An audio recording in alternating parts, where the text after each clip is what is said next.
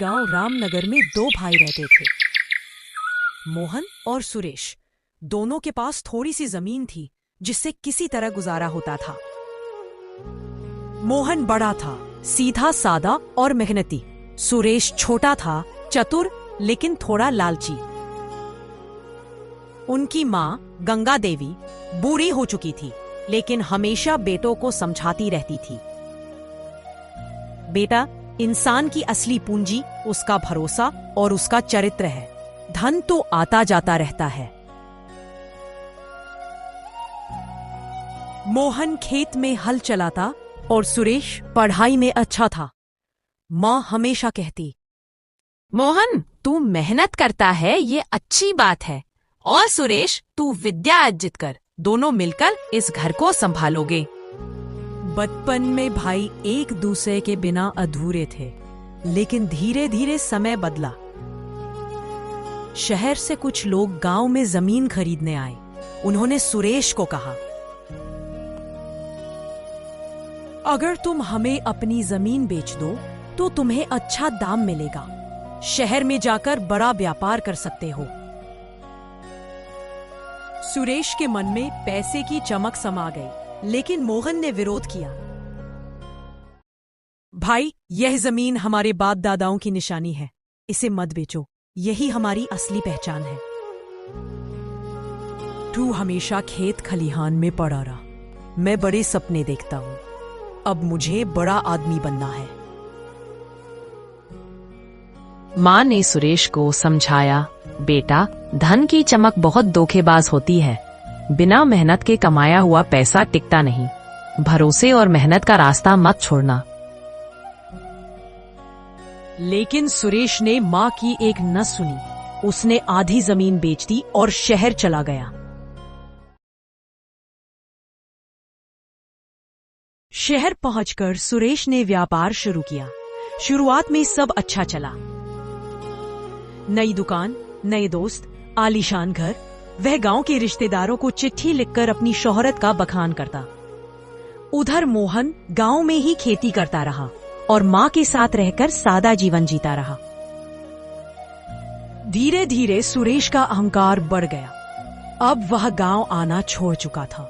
Phone पर भी कहता, भैया, आप तो पुराने तरीके के आदमी हैं। गांव की मिट्टी से क्या मिलेगा? असली जिंदगी तो शहर में है। मोहन चुप रहता, लेकिन माँ की आंखें नम हो जाती। वह कहती, सुरेश अब बदल गया है, उसे समझाने वाला कोई नहीं। सुरेश अब शहर में चमक दमक की जिंदगी जी रहा था, लेकिन धीरे धीरे उसका भरोसा और ईमान खोता जा रहा था। शहर में सुरेश का व्यापार बढ़ रहा था। उसके आसपास कई दोस्त बन गए, कुछ शराब पिलाने वाले, कुछ झूठी तारीफ करने वाले और कुछ उसके पैसे पर जीने वाले। सुरेश भाई, आप तो बहुत किस्मत वाले हैं, अब तो लाखों का खेल है। सुरेश को लगता कि यही असली जिंदगी है। वह सोचता, भैया गांव में मिट्टी खोद रहे होंगे और मैं यहां करोड़ों का सौदा कर रहा हूं। लेकिन उसे यह नहीं पता था कि जिन दोस्तों पर वह भरोसा कर रहा है, वही उसके लिए जाल बुन रहे हैं। एक दिन उसके बड़े व्यापार में साझेदारों ने मिलकर उसे धोखा दे दिया। उसके सारे पैसे, दुकान और घर पर कब्जा हो गया। जब सुरेश कोर्ट कचहरी भागा तो सबूत भी उसके खिलाफ मिले, क्योंकि उसने कई कागज बिना पढ़े ही साइन किए थे। जिस दोस्त को वह अपना भाई समझता था, वही गायब हो गया। रातों रात सुरेश कर्ज में डूब गया। उसका आलीशान घर बिक गया। उसकी आंखों से नींद और चेहरे से चमक गायब हो गई। सुरेश अब शहर की गलियों में भटक रहा था। कभी जिन लोगों के साथ दावत उड़ाता था, वही अब उसे पहचानने से इनकार कर रहे थे। ये कैसे लोग हैं जिनके लिए मैंने सब कुछ किया, आज उन्होंने ही मुझे छोड़ दिया। उसने माँ और भाई की याद में फोन उठाया, पर शर्म से कॉल नहीं कर सका। एक दिन बहुत हिम्मत जुटाकर सुरेश गांव लौटा। गांव की गलियों से गुजरते समय लोग आपस में फुसफुसाने लगे। वह सीधे घर पहुंचा। मोहन खेत से लौट रहा था। सुरेश उसके पैरों पर गिर पड़ा। भैया, मैंने गलती की। लालच ने मुझे अंधा बना दिया। मैंने जमीन बेची, माँ की बात नहीं मानी, आपको अपमानित किया। मुझे माफ कर दो। मोहन ने उसे उठाकर गले लगा लिया। भाई, रिश्ता खून का है, इसमें माफी नहीं होती। तू मेरा छोटा भाई है, यही काफी है। गंगा देवी बरामदे में बैठी थी। सुरेश उनके पैरों पर गिर गया। माँ, आपने कहा था ना कि बिना मेहनत का पैसा नहीं टिकता। मैंने आपकी बात नहीं मानी। अब मैं खाली हाथ लौट आया हूं। माँ ने उसके सिर पर हाथ रखा और बोली, बेटा, इंसान से गलती होती है, लेकिन असली जीत तो तब है जब वह अपनी गलती स्वीकार कर ले। तूने देर की पर सही राह पकड़ ली। सुरेश रोता ही रहा। माँ उसे सीने से लगाए रही। मोहन ने सुरेश को फिर से खेतों में काम करने के लिए साथ लिया। पहले सुरेश को खेत में हल चलाने में शर्म आती, लेकिन धीरे धीरे उसे मेहनत का असली स्वाद मिला।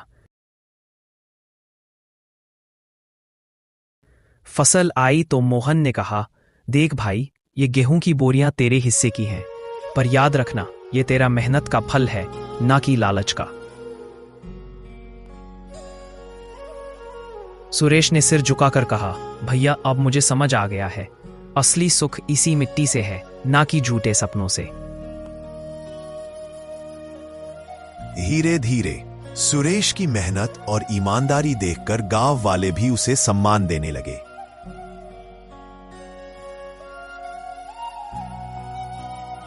गांव का प्रधान बोला, देखो, गलती हर कोई करता है, लेकिन जो अपनी गलती सुधार ले वही असली इंसान है। आज सुरेश ने साबित कर दिया। मां की आंखों में आंसू थे, पर इस बार वो खुशी के थे।